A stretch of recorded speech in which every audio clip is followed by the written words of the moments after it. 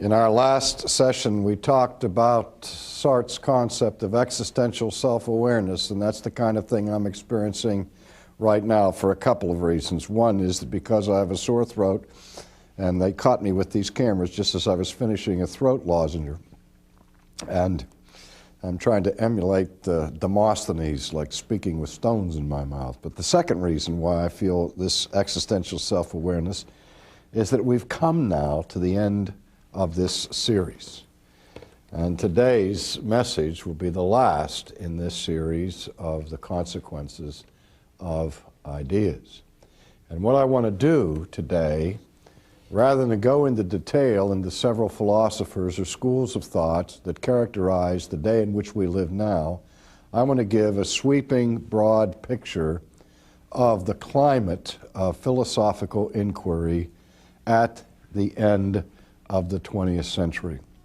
There are many schools of thought competing for acceptance in our day, but they have several things in common, and all of them, in one sense, can be traced back to a movement that was a post-Kantian movement of the 19th century, introduced by a philosopher by the name of Auguste Comte, and it was the school known as positivism. And positivism, as it was set forth by Comte, was an attempt, as Marx had given us and others, to produce a kind of philosophy of history, in which he said, in the development, the evolutionary progress of civilization and of Western humanity, that people have gone through three stages of cultural development and intellectual development that correspond to stages in human biological development. And in his analysis, he said the first stage of Western culture is the stage of its infancy, where here the dominant themes of inquiry were those associated with religion, which, according to Comte, in the final analysis, is nothing more, nothing less than an exercise in mythology. It is an infantile response to our world and life to try to make sense of it by an appeal to some kind of religion.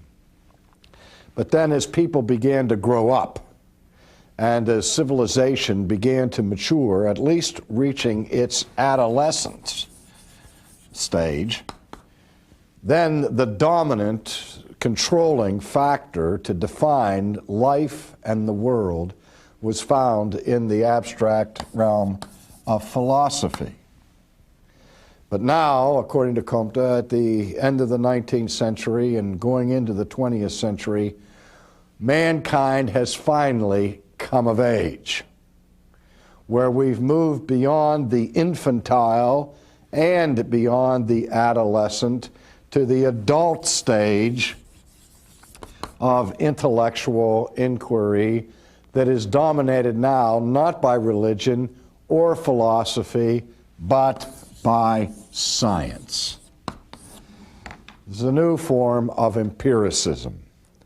And so positivism, as it moved into the 20th century, and as was developed particularly by British thinkers such as A.J. Ayer and Anthony Flew, developed the concept of a scientific approach to reality by which they came to the conclusion that no propositions are meaningful unless they can be verified empirically. Now, this is an idea drawn from science, where in the scientific inquiry and the enterprise, the data that is collected and observed have to be tested, not by formal principles or theorems, but in the final analysis, their accuracy and truth value can only be determined by empirical measurement or verification. That is, if you can't see it, taste it, touch it, smell it, or so on, it isn't real. so that the real is only that which can be verified by the senses.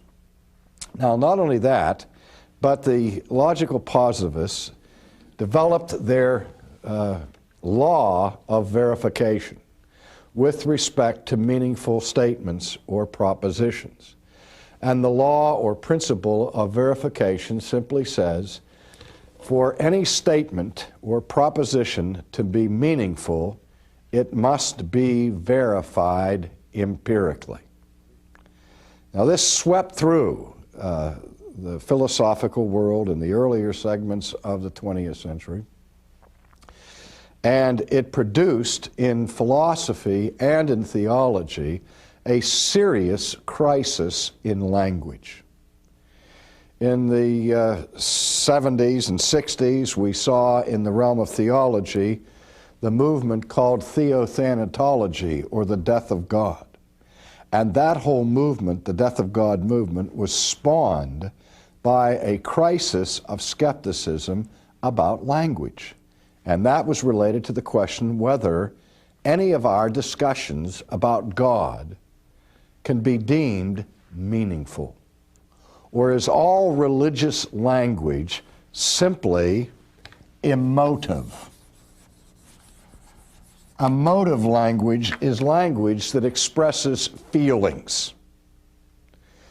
And if we cannot verify empirically the propositions that we assert with respect to God, that He is eternal, that He is infinite, that He is omniscient, and all of these things, since we can't see Him, subject Him to the scrutiny of the microscope, or contain Him in a laboratory for experiments and tests and so on, then that means that any statements that we make about God cannot be verified.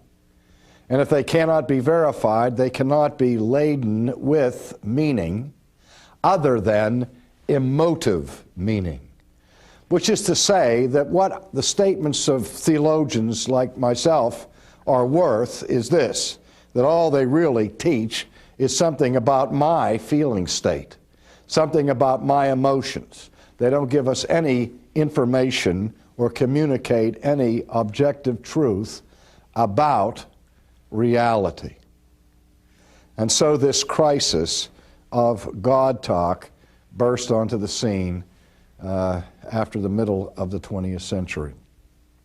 Now, of course, to the great embarrassment of the founders of logical positivism, it wasn't too long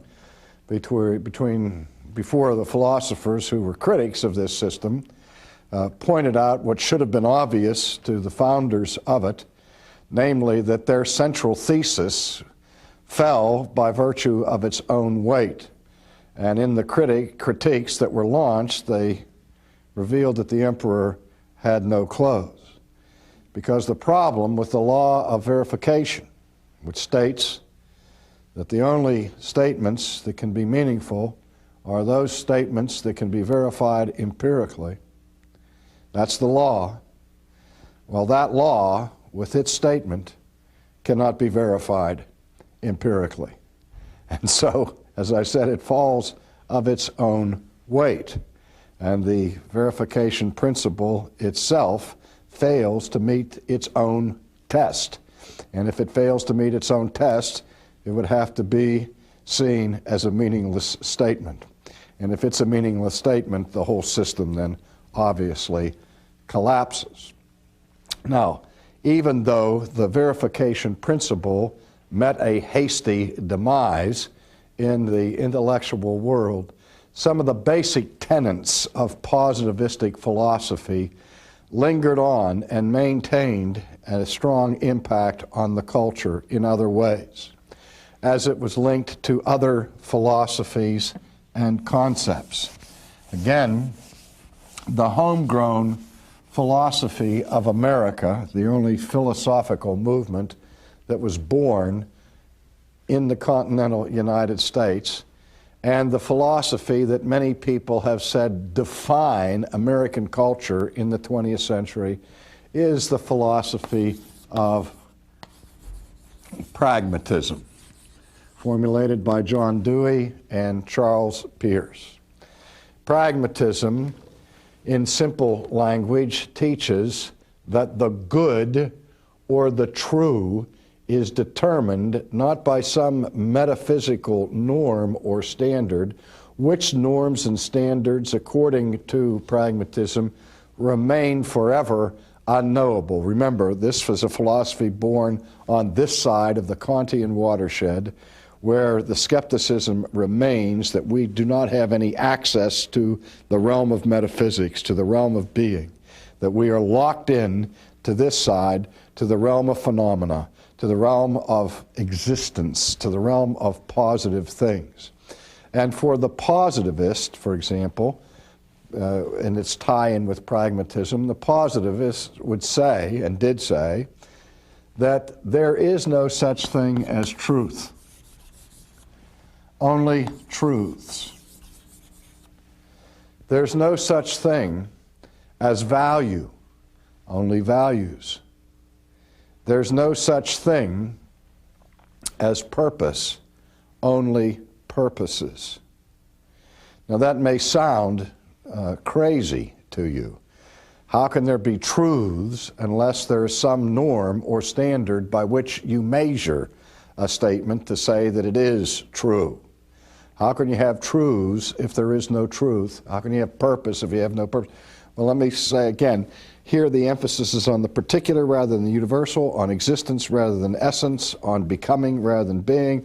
Let me illustrate it with my favorite illustration of what I experienced in this culture when I went through the trauma of sending our firstborn child, our daughter, off to school for the first time. She was going to kindergarten when she was 5 years old, and we lived in Boston. And I knew when she went out the door that I was now turning over much of her development and input of ideas to somebody outside the family. And so we enrolled her in the public school system in Boston. And we got a letter a couple weeks later where we were invited to come to a parent meeting at the school where the principal of the school was going to explain the philosophy of education and the whole design of the curriculum for the parents so that we would know what was going on. And so we went, and this man began his speech by saying that you parents, I know, are concerned about what your children are learning, particularly those in kindergarten and the earlier grades. Your children come home from school at the end of the day and you say to them, what did you do today? And they say, well, they played with puzzles or modeling clay. And you say, what is this? A sophisticated kind of babysitting. So I want you to understand that every single thing that is done during the course of a school day by these children has been carefully thought out and carefully, scientifically designed for a reason. In other words, he said there's a purpose for everything that they do. He said, for example, from 9 o'clock till 9:17, the kids play with these puzzles, and he held up this puzzle. And he said, you may think that they're just having fun and games. He says, but these puzzles were specifically designed and developed by a team of neurosurgeons from Boston General Hospital with the specific purpose in mind in teaching children how to use their motor skills in the last 3 fingers of the left hand. And we gasped. And then he said from 9:17 to 9:21 they used this modeling clay, and it has a purpose of developing this aspect of the child's motor skills and so on. And he went through every minute of the day and showed why every single aspect of the day was doing whatever it was it was doing. And at the end of his lecture, after this prodigious display of technical preparation, he smiled and said, are there any questions? And the immediate response of the audience was spontaneous laughter. Like, who in the world in their right mind is going to raise any questions? Well, I raised my hand. And I said, sir, I really appreciate this presentation. You've made your point that everything is done here is done for a purpose. But theoretically, you have an infinite number of individual purposes that you could choose to implement in the design of your educational curriculum. And obviously, along the way, you've had to make decisions and choices to include this aspect of learning in your curriculum instead of something else. And so you've told us all these specific purposes that you implement. I'd like you to tell me what the overarching purpose is that shapes your philosophical educational theory here, that becomes the norm for why you implement the specific particular purposes that you do during the day. I said, in other words, what kind of a child are you trying to produce and why? When I asked him that question, his immediate response was his face turned beet red and then ash white. And he looked at me and he said, I don't know. He said, nobody's ever asked me that question. And I looked at him and I said, thank you so much for your candor. I really appreciate your openness on this. I said, but your answer terrifies me. But that's where we are in the culture. That is the legacy of a positivistic approach to reality and truth. You have all these purposes, but no purpose. All kinds of particular meanings, but no meaning. No wonder Francis Schaeffer stuttered and raised questions about true truth in our day. Because that's the crisis in modern philosophy. The crisis is whether there is such a thing as truth. The pragmatist, building on this, says objective truth cannot be known. And you determine the true and the good and the purposive by one standard. Does it work? I used to visit a country club in western Pennsylvania, one of the finest golf clubs in the world, Laurel Valley Country Club, and they had an assistant pro there named John Rock. And when I would walk into the pro shop, John Rock would look at me and he would never say to me, "Hi, RC, how are you?" His standard greeting that he gave every time I walked in the door was this: "Does it work?" And I would say, "Yes." And he would say, "Then use it." He was the quintessential pragmatic golf instructor. He didn't care about the theory. He didn't care about the form. He wants to know, does it work? If it works, use it. That's the philosophy of pragmatism, where truth and goodness are determined by what works. If you have a problem, you solve it now. If your workable solution creates two new problems, you solve those.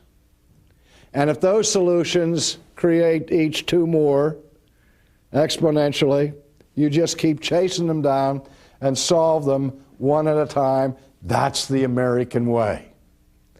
The difficult takes, we can do immediately. The impossible will take a little longer. But nevertheless, the American spirit is the spirit of pragmatism. We can make it work. The problem with this, however, of being practical or pragmatic, is how do you know if it works ultimately? Pragmatism is really not all that new. Pragmatism is concerned with short-term solutions and refuses to think subspecies aeternitatis, from the perspective of the infinite. It came sharply under the critique of Jesus of Nazareth, who said, what profit a man if he gains the whole world and he loses his own soul? Or what can a man give in exchange for his soul? What Jesus was saying at that point is, if you wanted to work your life on the basis of what works, you better ask yourself what works ultimately. Because it may work well enough to gain you the whole world, but if it costs you your soul, it doesn't work. And it's not good, and it's not true. But that's part of the climate of our culture in terms of pragmatism. It has other things that go along with it. Pluralism and relativism. Pluralism teaches that there is no such thing as, again, truth, only truths. And that disparate, contradictory truths may be embraced for the sake of public peace and fellowship. You have churches today who will give their ministers optional creeds to confess. Even though they are antithetical to each other, they say the church is big enough to hold within it contradictory theologies because we embrace pluralism, variety, and the unum of the e pluribus is exited. It's e pluribus plurum now, instead of e pluribus unum. Once you step into pluralism or its twin, relativism. Finally, perhaps the most dominant school today in Western philosophy is called linguistic analysis, or the philosophy of language. Since the pursuit of metaphysical truth and even epistemological truth, not to mention the philosophy of history, have been for the most part abandoned, what is left for students of philosophy and philosophers to do is to analyze how people speak and how we use language. One of the most important philosophers for this in the 20th century was Ludwig Wittgenstein, who said that the meaning of language is determined in the final analysis by customary usage. That is, words are not to be defined in the final analysis by their etymological derivations or their historic meanings, but rather simply how they are used. And so the task of the philosopher is to clarify and to enhance verbal communication. And this comes by an analysis of grammar, of syntax, of the structure of statements, determining what kinds of propositions are used in the interchange of ideas, and most specifically, honing in on the specific meaning of particular words. And here we are, almost back to square one, where we're examining the tools of knowledge and the tools of communication, having abandoned the pursuit of ultimate truth.